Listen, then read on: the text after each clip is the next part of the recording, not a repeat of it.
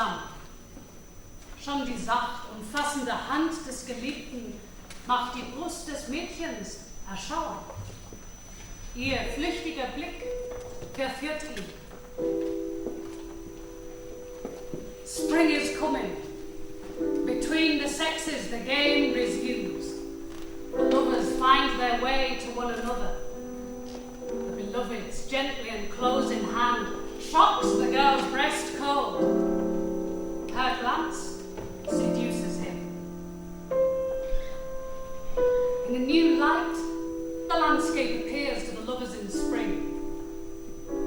The first flocks of birds are sighted, very high. The air is already warm. The days are becoming long, and the meadows keep their brightness late. The growth of the trees and grasses in spring is measureless. Fruitful, unceasingly is the forest, and the meadows the fields. And the earth gives birth to the new without heed. Bertolt Brecht and Margarete Steffin met, that is, they were in the same room together, for the first time in October 1931. He was 33, from Augsburg, son of a well-to-do bourgeois family. She was 23, from a poor district of Berlin, an activist in the world of communist music, poetry and theatre, daughter of a seamstress and a builder. Steffin and her friends had heard of Brecht, of course, but his politics, the threepenny opera, his money-making had seemed to them more than a bit dubious, and they were watching with interest his new direction in the learning play, The Measures Taken. She was at the rehearsal of a satirical review, Wir sind ja so zufrieden. We are so contented. Brecht was one of its authors. When he came in, he was shabbily dressed, and his hair, which it was obvious he wore cut very short, needed cutting again. He didn't even take his cap off, just touched it lightly, and everybody was delighted and said, "Hallo, Brecht!" So that's Brecht, is it? I thought to myself. He looks hard up. Must have got through all his threepenny opera money. He looked worn out, and really was, so it seemed, because although the rehearsal was laid on for him, only occasionally, and very quietly, did he say anything at all, and he conversed with only one of us. I thought him very shy and diffident. Anybody else behaving like that, you'd have said he was rude. But in him the effect was only of unsureness. When he left, halfway through the rehearsal, I scarcely noticed. But he had noticed her, and offered her a part in his new play, The Mother, set in Russia, 1905 to 17. Rehearsals began in December. The first performance came in January 1932. Steffin played the servant girl, whom in the final scenes the mother, Pelageya Vlasova, instructs in guileful revolt against the war and against the class that caused it. Pelageya remained Steffin's favourite among all Brecht's characters. But even as she was rehearsing, her tuberculosis, first diagnosed in 1927, came on again, and worse. Brecht offered her accommodation in his studio, a warmer, drier place than her parents' cellar flat. And in March, he got her into the Charité hospital for 2 months' stay there and an operation on her lungs. By then, he and she were lovers.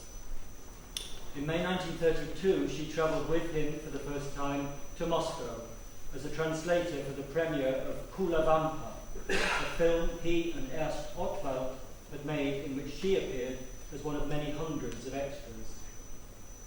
The film's subtitle is Who Does the World Belong To?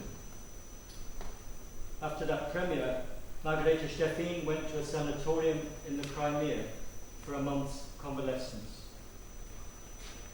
Hans Eisler, who wrote the music for that film, said of Margarete Steffin, "What an extraordinary person. Working class girl from Berlin, enormously talented, quite astonishing gifts. Her judgment in the very finest literary matters was brilliant. She was Brecht's most valuable collaborator. I have to say that Fear and Misery of the Third Reich, the working class scenes, could not have been written without Steffin. Really, Steffin, collaborating with Brecht, gave him knowledge of the working people of Berlin in the kitchen. But with that knowledge came the disease of damp, insanitary, crowded Berlin housing, TB, in that sense a political disease, the mark of the unjust distribution of wealth, the stamp of oppression. In the course of 1932, in love and fighting her illness on the brink of Hitler's seizure of power, Brecht and Steffin collaborated ever more closely on works intended to further the struggle for emancipation. Ballad of the Water Wheel. All great men, the poet's teachers, in their tales on starlit nights, though they soar aloft like meteors, plummet down like meteorites.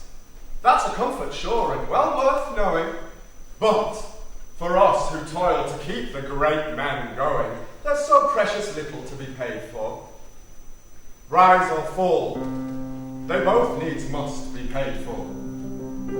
And the water wheel just goes on turning, fortunes come and go, you know the deal, while the water down below must keep on churning. Its only purpose is to drive the wheel. Oh, we've had so many masters. We've had tigers and hyenas, we've had heroes, we've had bastards. They all took us to the cleaners. Soon the whole damn business starts to pall. Once you felt one boot, you felt them all. We're the ones they like to kick, you see. We don't want different masters, but to be free. And the water wheel just goes on turning, fortunes come and go, you know the deal. While the water down below must keep on churning, its only purpose is to drive the wheel. And they brawl and beat each other's brains out, scrapping for the booty. Gladly they denounce their brothers, swear it's just their simple duty. Endless feuds are to our masters liking. Only one thing gets them more excited. If we dare to hint we might try striking, suddenly they're all of them united. Then the water wheel will cease its turning, and the endless play begins to stall, when at last the water gives up merely yearning, and instead begins to take control. Brecht was driven as much by eros as he was by revolutionary politics. His serving the cause, which Steffin, as his secretary, close collaborator, and lover, was inevitably a fraught affair. He was married to the Jewish Helena Weigel and had 2 children by her, as well as a son from a previous liaison and a daughter from a previous marriage. Like Goethe, but more recklessly, he was almost always in love. Margarete Steffin, his comrade in the struggle against a political order, fascism, that would have annihilated the very idea of justice and personal happiness, had herself to struggle against him for her own identity and independence. And like none other of the women he loved and who loved him, she could answer him back as a writer in poems. Before long, they were swapping sonnets. They chose a phrase, the harmless South German greeting, Grüß Gott, God greet you, to express their secret closeness when they were in company. For them it meant, I am touching you. In their letters it appears as the abbreviation, G.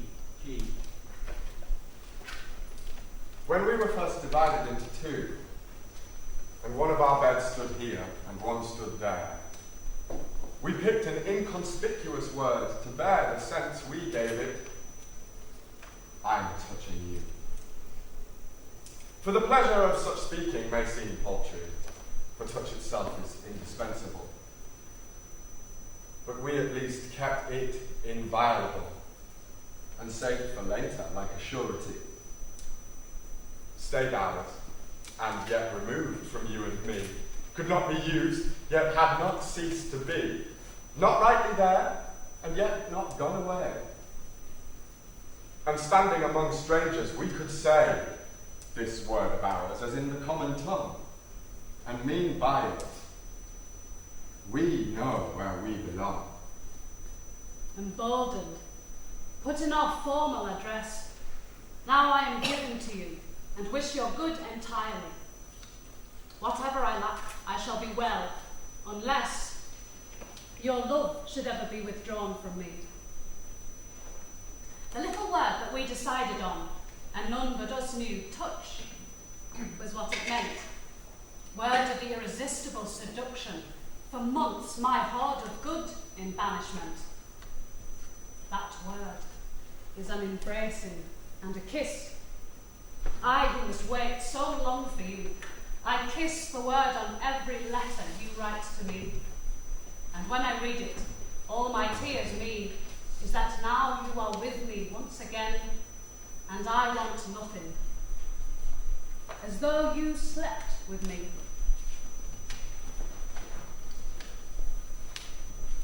Brecht left Germany with Helena Weigel and their son Steffin the day after the Reichstag fire, the 28th of February 1933. Had they not, they would have vanished into Hitler's camps. Through the agency of friends, their daughter Barbara, who happened to be staying at the time with Brecht's father in Augsburg, was got safely over the border to join them in Zurich. Their 14 years of exile had begun. Margarete Steffin, at the start of that year, was again in hospital in Berlin. Last night I dreamed that I was lying by you, and you said to me, "Bring me where you are." But still my chest was hurting as before, and my right arm was heavy, dull and slow. And why? Of course, the doctor had bound it tight. He knew full well I can't be still, but nor will binding help. I must go where you are. But all at once you had vanished from my sight. I heard you say, "And it is too late now." And then I heard your car, and you were gone. I leapt up. "Oh, I will! I will!" I could not shout, for I was running so. But you were driving off. The rear light shone. And I thought, now there'll be nothing more. And I was still. She went from there to a sanatorium on Lake Lugano, paid for by Brecht. She wrote to him. I lie alone in bed. Like the eye of a cow, the moon gawps at me. And the mild night air, through which a Tom has yowled hour after hour, would make me yowl as well. But I'll be quiet now. And yet, I've no desire to be quiet. I'd rather we were lying here, us two, and much I'd let be done with me by you. That doesn't mean that I am bad, does it? They say your garden, if you want abundant flower in there and blossoming and scent, water it heart and soul and plenteously.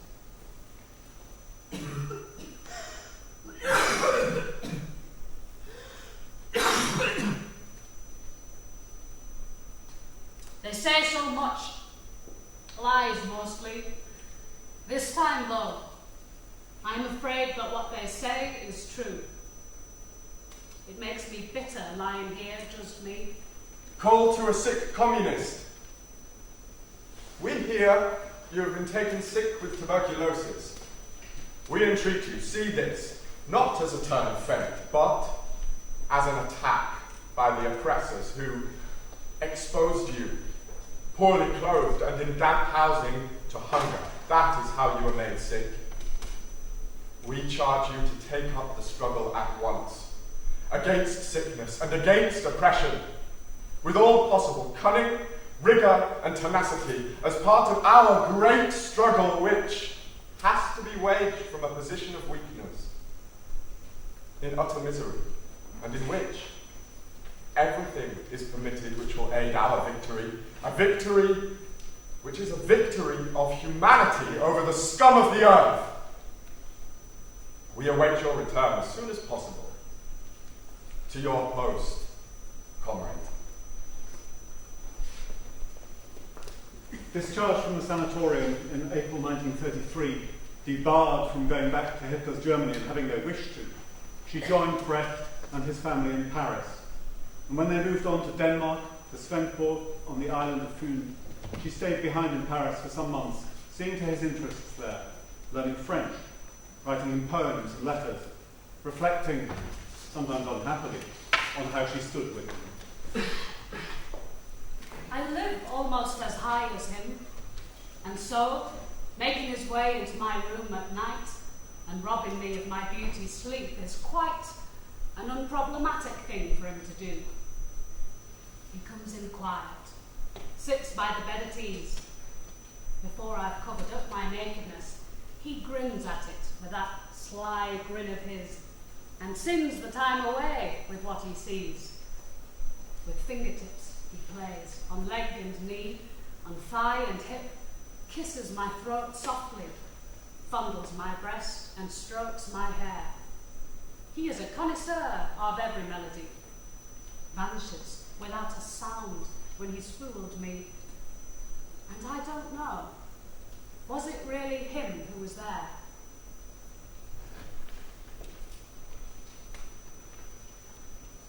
Already thinking we were of a mind, I used, and it was almost without knowing, the words whose meaning was what we were doing. The commonest such words, the vulgarest kind. All over again it shocked you through as though till now you had not seen what thing we did. In many weeks of you with me in bed, of words like that I scarcely taught you too. But with such words I summon up the shock afresh of my first fleshly knowing you. It can't be hidden any longer now. Of all your favours, you kept not one back. How could you make yourself common as muck? The word for what it was you did was... Dear Biddy, morning, afternoon, evening, and at night, I am alone here in my present lodgings. I am always a bit fearful of the night. For much longer than 10 years, I have been used to dreaming every night. But now, night after night, I always dream the same. I see you with various women, get very agitated, keep waking up sometimes in floods of tears, again and again, hysterical nonsense of that kind. But since, so they say, things go away if we speak of them, I expect this stuff too will go away since I have spoken about it. But all the same, I do sometimes wonder, when I simply can't sleep, when will your various friends say to some other girl, as they have done these last weeks to me, yes, and then in 1932 to 3, he often had a girl with him, Greta Steffin, and after her, da-da, da-da, da-da, da-da. I keep hearing what Helen said to me last in Berlin. I feel sorry for you, child. And then I feel sorry for myself. But I still can't sleep. Otherwise, I'm doing all right. The word you've often said I should not use comes from the Italian of Florence, from fica, meaning vulva. They accuse even great Dante of vulgarity, since the word comes in his poems. Today I read that for this he was vilified, as once Paris was over Helen, though Paris, it must be said, had more fun in his story than Dante did in his. So, even the somber Dante, as you see, got caught up in the quarrels that arise around this thing that else earns only praise. Not only Machiavelli teaches us, in life and books, much hot controversy has raged around this justly famous Locus. Just imagine all the women you have had come to your bed. And of the lot, how many are nice still? Very few. Not one you think is fit to be looked at. But all of them stand silent and severe, and each tonight demands to have her fun of you. And when you've done it her, she steps aside, pointing to the next one. Lasciviously they reach at you, and you are finished. those you once chose for your fun, they have it evilly now with you. And I see my own self standing in the queue, see myself coming shamelessly to you, and you lie pale and sick and wretched there. On Dante's poems to Beatrice, and even now above her dusty tomb, whom he was not allowed to fuck but stalked, with shuffling steps, whatever ways she walked, the air we breathe still shivers at her name. For he commanded us to think of her, and wrote such verses for her that indeed we cannot help but heed them and conceive how beautiful his praises of her are. Oh, the perniciousness that man inspired, by praising with such mighty praises what he only ever looked at, never tried. For since he sang her, he only eyed.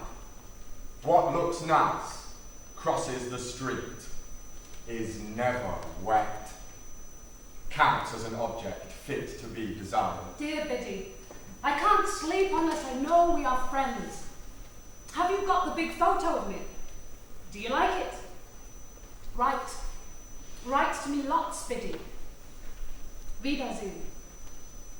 G.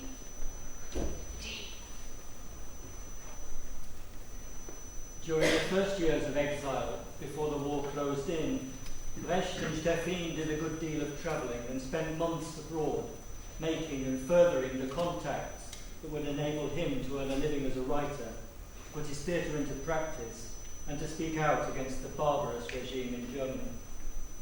Together or separately, they were in London, Moscow, Leningrad, New York, Paris. When apart, they corresponded, swapped poems. She mastered languages, English, Russian, French, Danish, Swedish, Finnish, to translate for him, to advance his work, all the while living with her illness on combating it in hospitals and convalescent homes in Moscow, in the Caucasus, in Crimea, in Copenhagen. His infidelities grieved her. She fought back. He was easy to make jealous. And by main force of her love and her many gifts, she made herself indispensable to him. When I come to you, please let it be just as though I came in every day. And for the few hours with you, let me not want anything myself in any way. And when I'm with you, then you must tell me what will and has already come to pass. But do not talk about the other women. And let me be. So all I say is yes.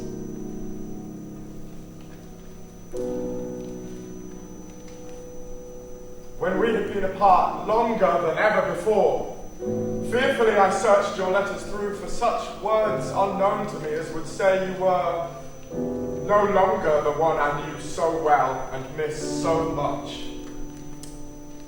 And yet it must be that seeing one another again, at once we'd recognize how in need we are. I've never dared, and never will dare, let myself go completely when I'm with you, as I do with many people. It's so strange to really laugh and behave as a person would who has no anxieties.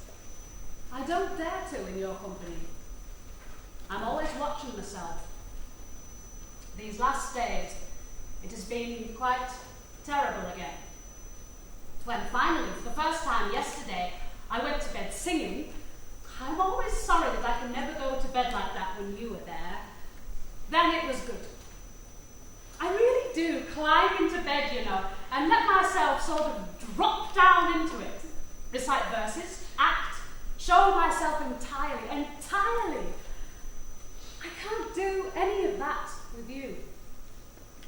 Somewhere there's a shyness in me, which I don't feel with other people, and which other people don't feel with you.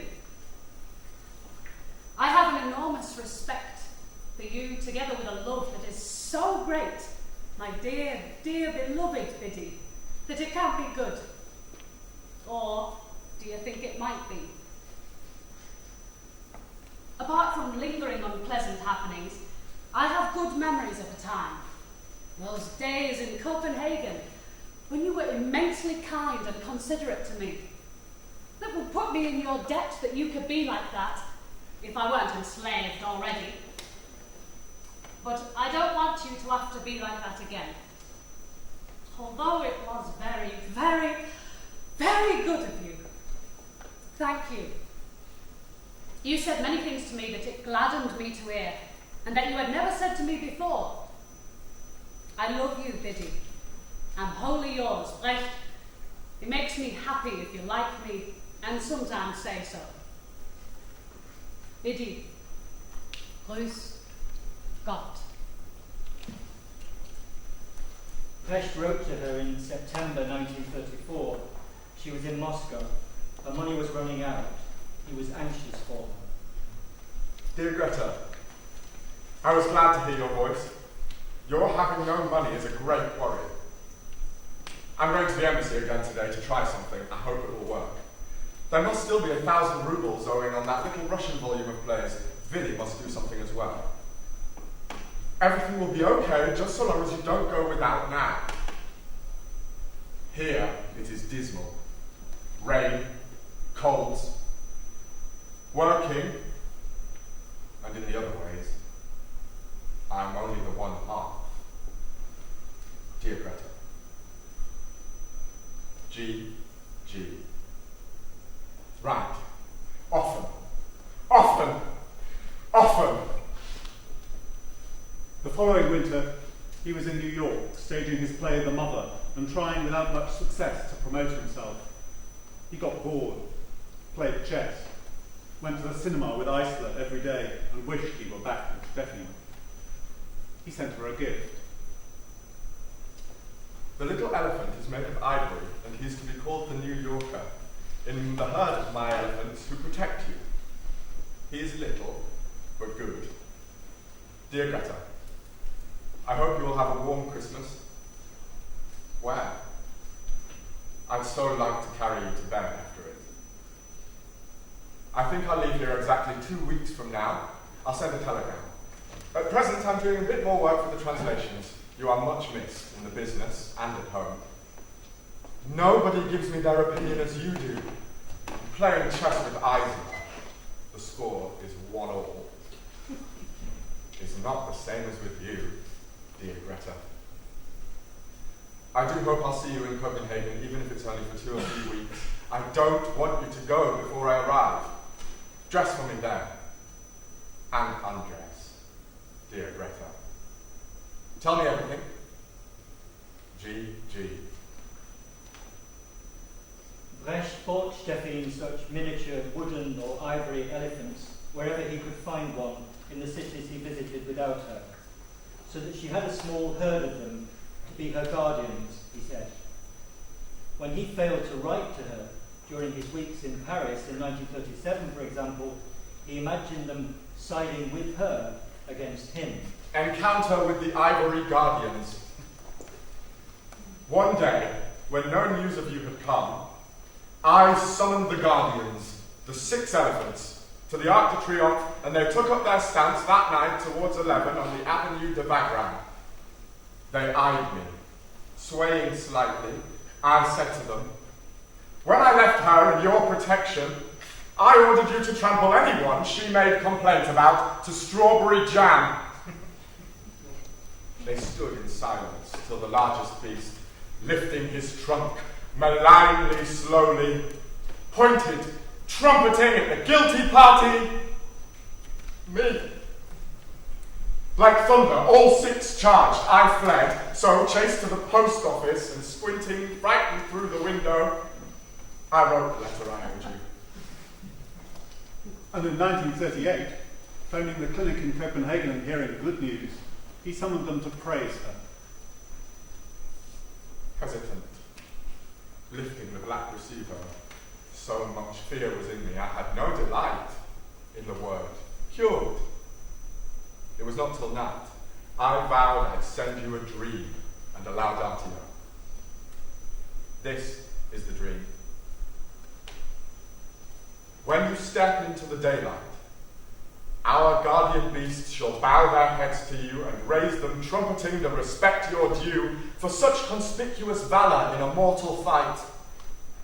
Praised be whoever won't cast down the burden that she was charged with, though the ground give under her. The greatest victory, the one that seemed beyond her. The smallest, whitest beast shall give you thanks for this, that you by courage and by canniness saved us the fighter and the good woman. Brecht's sonnets to Margarete Steffin are a very characteristic mixture of the highly literary, sexually blatant, aggressive, possessive, comradely, loving, cherishing, tender. Behind them, whatever their tone, is the man in whom, for all his great gifts and appetites, she had seen at their first meeting much anxiety, diffidence, and vulnerability. And amongst those many sonnets, he sent also this following, a suggestive list.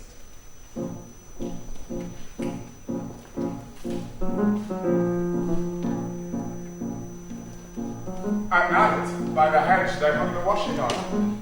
By the stream, in the wood, you were standing, wilderness. In the small wooden bed, under the bronze likeness.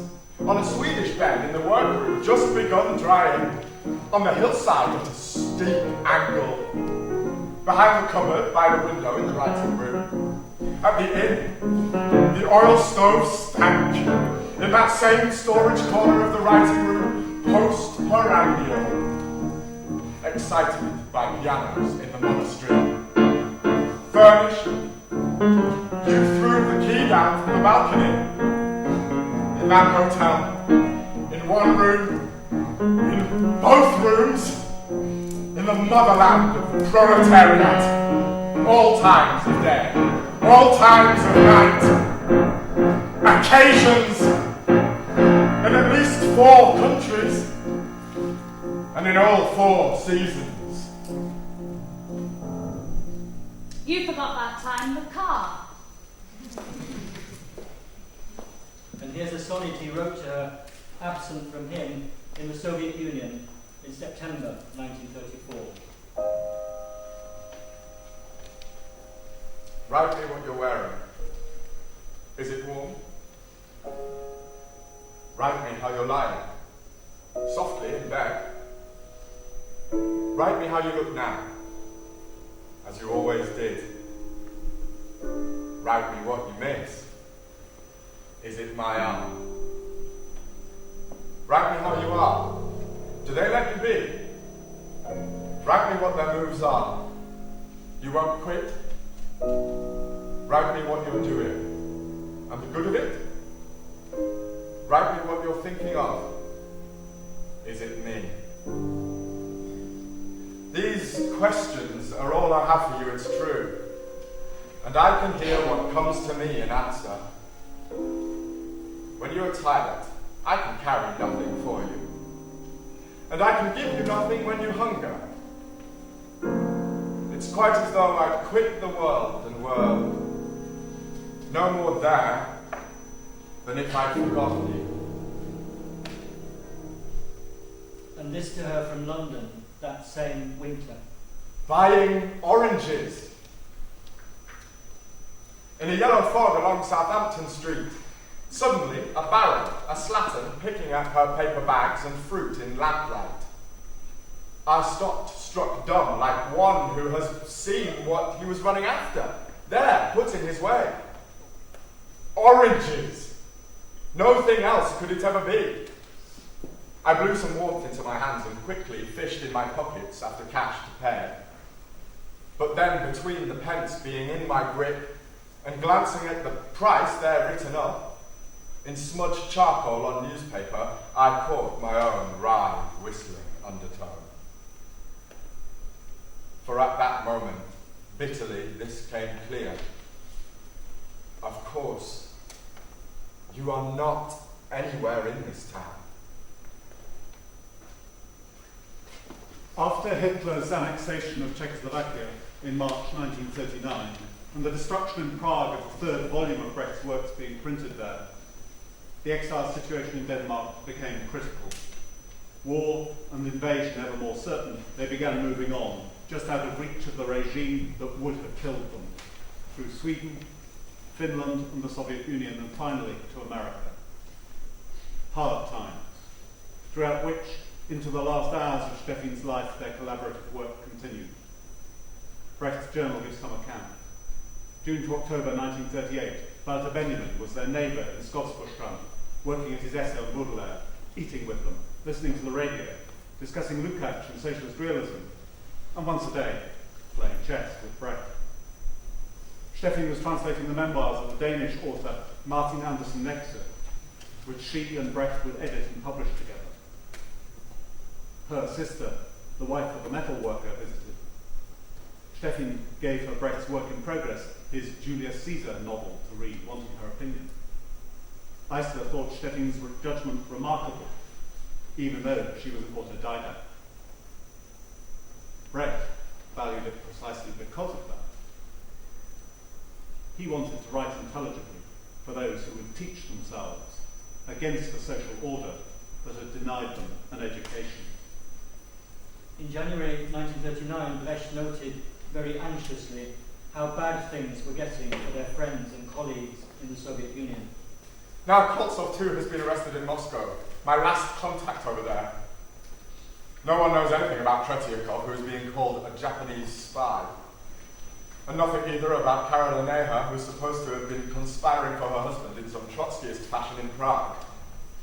Reich and Asilatsis don't write to me anymore. Greta gets no answers from her friends in the Caucasus and in Leningrad. Bela Kuhn is arrested too, the only politician I met. Meyerhold has lost his theatre. When the war began, Brecht addressed another sonnet to Steffin as his comrade and fellow wayfarer in times becoming ever more dangerous. One thing I do not want. You flee from me. Complain, I'll want to hear you anyway. For were you deaf, I should need what you say. And were you dumb, I should need what you see. And blind, I'd want to see you nonetheless. Given to watch for me, companion. The way is long, and we're not halfway done. Consider where we are still, in darkness. Leave me unwounded is not good enough, nor is somewhere. Only here will do. Take longer with the task, but you can't be let off. You know whoever's needed is not free. But come whatever may, I do need you. I saying I could just as well say we. In April 1940, after the German invasion of Denmark and Norway, the exiles moved to Helsinki. On the 11th of June, Brecht notes, for the umpteenth time going through the good person of Szechuan again, word by word, with Greta. 6 months later, their situation in Finland worsening, her health worsened too.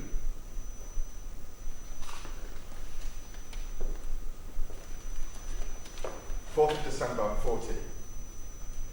Greta is very feverish. These last weeks she has lost a lot of weight, which is very worrying. Having her appendix out early in the year has perhaps started up her TB again. And now there's a lot of bad flu around. Also, our visas from Mexico arrived and they don't include her. Rightly, nowadays, Steffin's collaboration in Fear and Misery of the Third Reich, The Good Person of Szechuan, Life of Galileo, and much else is acknowledged. In the writing of Arturo Ui, the play depicting Hitler as a mixture of Richard III and a Chicago mobster, she was invaluable to Brecht in the technical matter of parodistic blank verse. 2nd of April, 41. And now I have a great deal to do to smooth out the blank verse in Arturo Ui. I have been very careless with it, partly because I supposed that the play would only ever be staged in English, and partly because I thought shoddy verse would suit my characters. Greta calculated that 45 out of every 100 lines were faulty. And both my reasons seemed to her to be only excuses.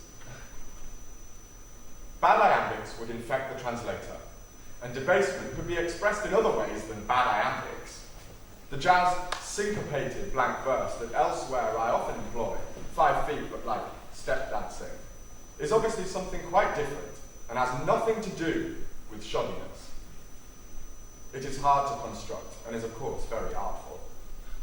Above all, she thinks that the alienation effect suffers if the blank verse isn't smooth. These are good exercises. Yesterday, Germany invaded Yugoslavia and Greece. In December 1937, Brecht addressed the following poem to the company of young Berlin actors who had first staged his play The Mother, in which Steffin had played a part in January 1932. The good comrade M.S. I came to you as a teacher, and as a teacher I might have departed from you. But because I learned, I stayed. For later also, finding refuge beneath the Danish thatch, even then I did not leave you. And you gave me one from among you to go with me, so that she will test and check everything I say, and from now on, correct every line, being schooled in the school of the combatants against oppression. Since then, in frail health, but cheerful in the spirit, she has strengthened me, not corruptible, even by me. Often, with a smile, I cross out a line myself, already guessing what she would say about it. Ruth Berlau, Steffin's chief rival for Brecht's affections, paid her this tribute. She was a merciless critic, very useful to Brecht in that way. She wanted his work to be intelligible to working people too, so she demanded that he rewrite anything that was, as she put it, contorted, muddled. In that respect, she was indispensable to him. I've never seen anyone work as hard as Margarete Steffin. When she wanted to learn Danish, and she really did learn it, she translated a novel of mine, a bad one. Then later she was able to translate Nexus. She was an enormously gifted linguist. In Sweden too, and in Finland, she could make herself understood in the languages. She was brilliantly capable in Russian and English, spoken and written, word perfect. She was a linguistic genius. As a secretary, nobody could replace Margarete Steffin. When Brecht had corrected a version, next morning he found the newly typed pages on his desk, without his ever asking. And the typescripts were clean and beautiful, just as Brecht needed them to carry on working. He preferred very thin paper, thin as tobacco paper. Typing on such paper was quite a feat, especially in several copies. Greta managed it. In Finland, she typed Arturo Ui on airmail paper so that sending it by post wouldn't be so dear. 12th of May, 41. G has just been given a tourist visa for America. 29th of May, 41, Thursday. In the morning I packed for her. Helly also helped. She looked for her little ring, couldn't find it, but was in a confident mood. I knew that moving her to hospital would put her life at risk. At noon I went with her in an old ambulance to the High Mountain Sanatorium in Moscow. Several times she had to have oxygen. She looked very tired and altered, and said many times, Write to me. but it still isn't certain we shall get tickets. I bought a ring and visited her at 5 o'clock.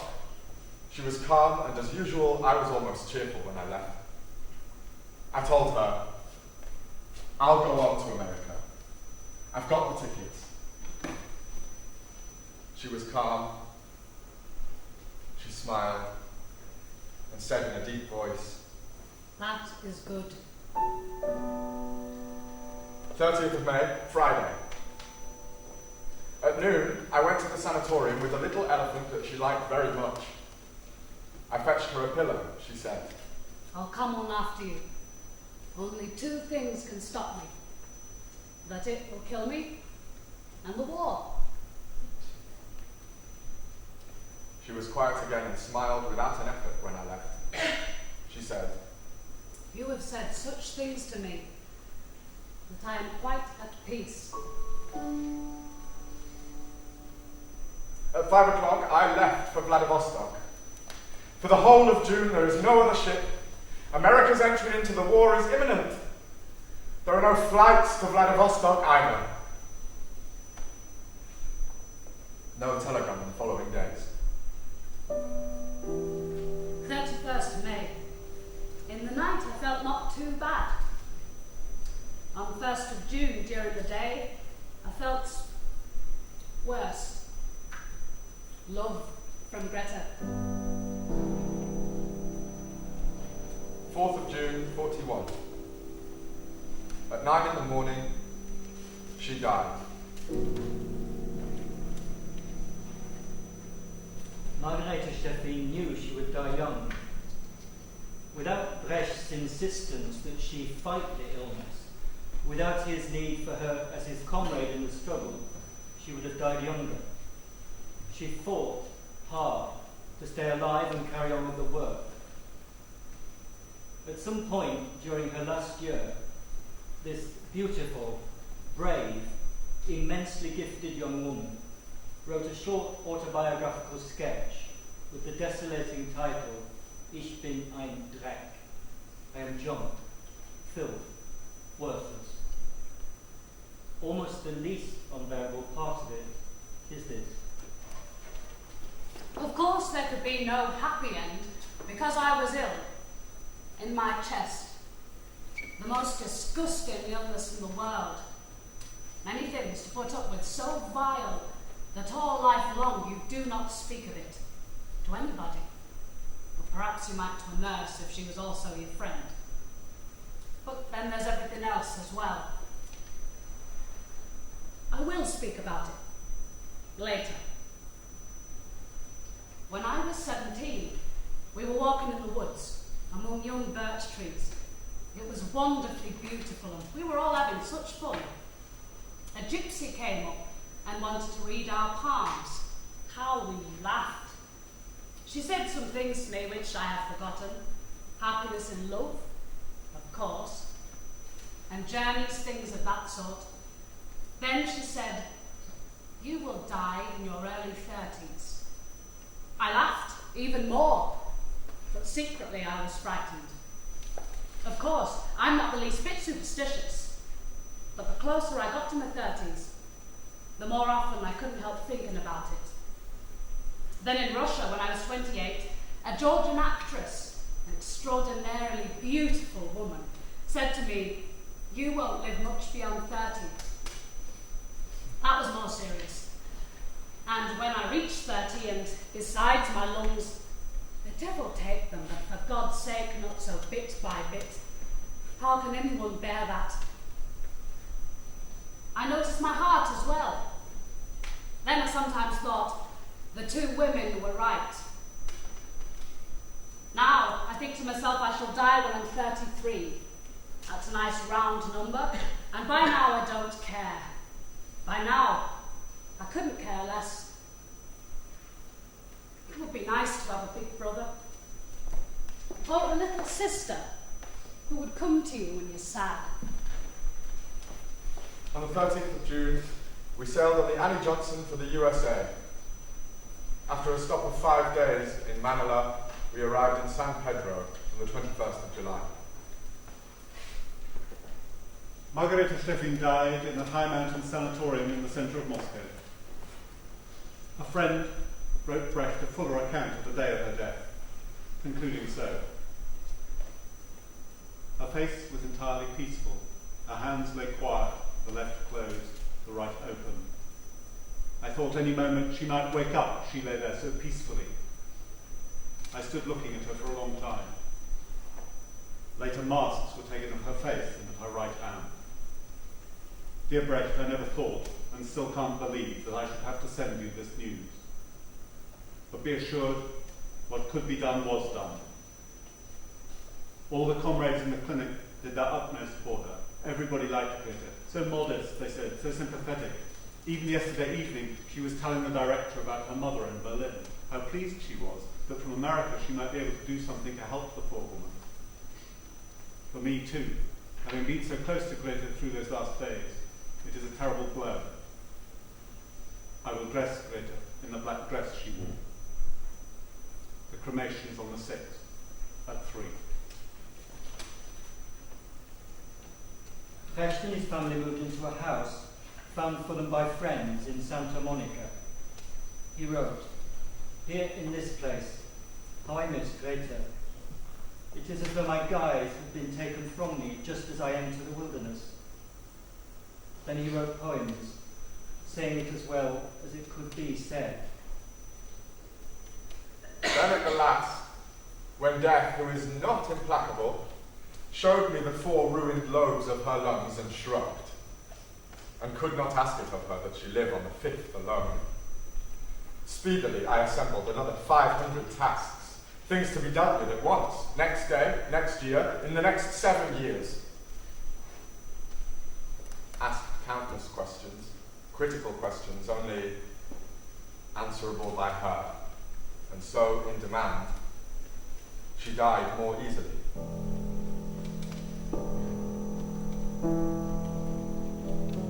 There is the wooden box still, for the notes when a play is being constructed. There are the Bavarian knives. The lectern is still there. There is the blackboard. There are the wooden masks. There's the little radio in the army trunk. There is the answer. But nobody asking the questions.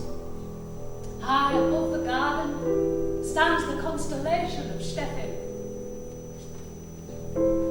Remembering my little teacher, her eyes, the blue, angry fire, and her worn cloak with the wide hood and the wide hem, I named Orion in the sky the constellation of Steffin.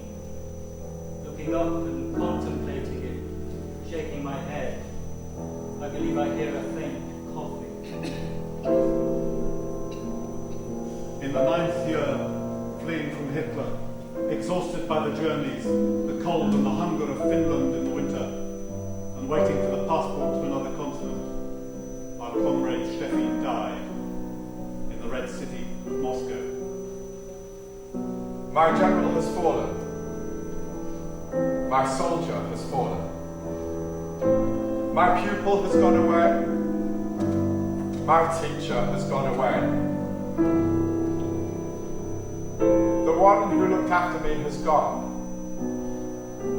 The one I looked after has gone.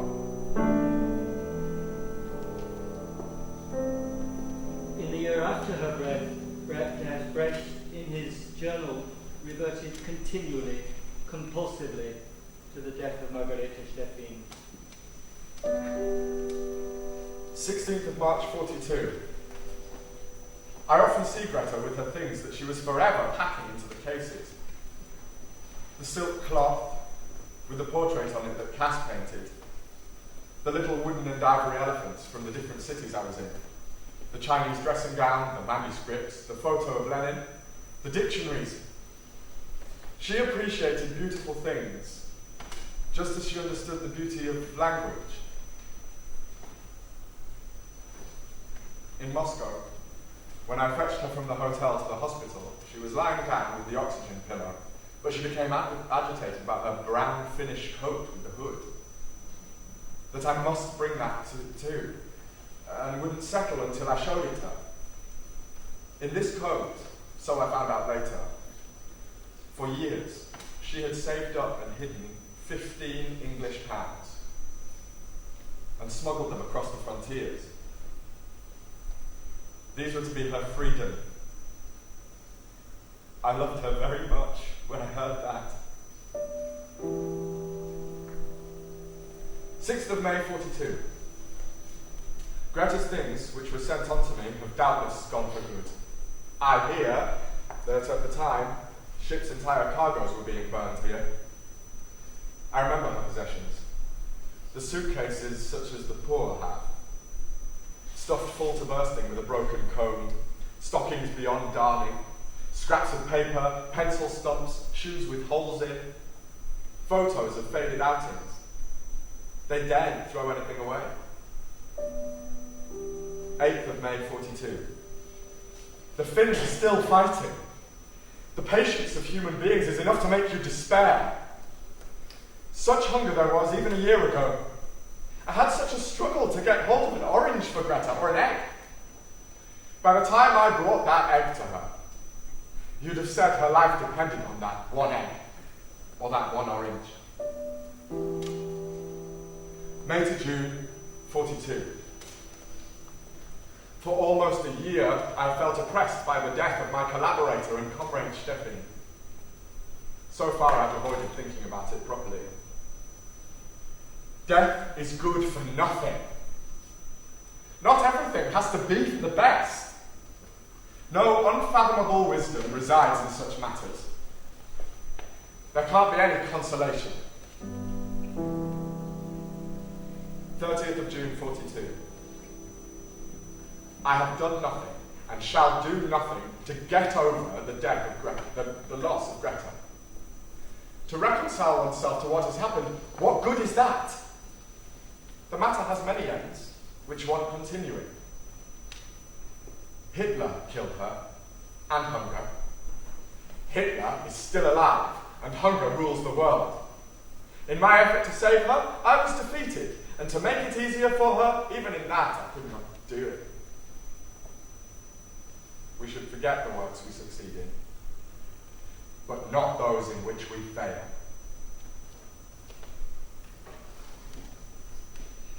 Steffin was Brecht's friend and lover for nearly 10 years. She was also his closest collaborator in the literary work, which he and she equally understood as an act of resistance to Hitler in the cause of humanity. She was, as he himself said, his pupil, his teacher, his soldier, his general. Brecht has often been accused of using people, women especially, but his relationship with Steffin, his love for her and his work with her should make us think more understandingly about what it meant in those times, in that struggle to use and to be used. Both equally desired and thought it their responsibility to be useful to the cause. And the struggle, this must be obvious, is by no means over. Hitler is dead. But ideas akin to his are doing rather well lately. People holding such views have lately again begun to feel licensed to promote them. And as to hunger and other manifestations of injustice, inequality and oppression, there the struggle needs all the help it can get. Brecht and Steffin wanted a world in which a life worthy of human beings would be possible for all. She died young in that wish, and in the midst of circumstances very hostile to its ever being realised. He outlived her by 15 years, his life also shortened by the hardship and bitterness of the times he'd come through. He understood their own tragedy, that the struggle itself is harmful, the combatants themselves suffer harm to their own humanity.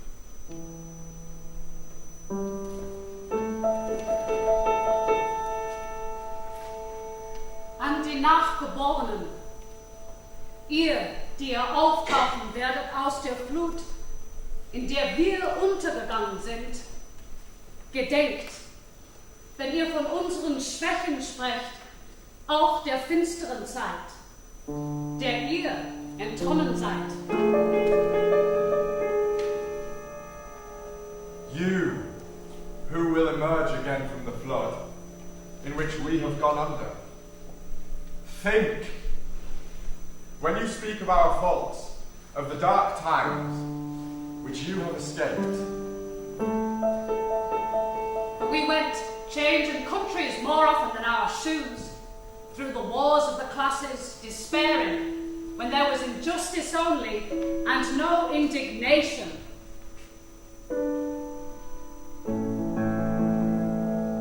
yet we know. Hatred, even of meanness, makes you ugly. Anger, even at injustice, makes your voice hoarse. Oh, we who wanted to prepare the land for friendliness, could not ourselves be friendly. You, however, when the time comes, when mankind is helper to mankind, think on us with forbearance. You forgot that time in the car.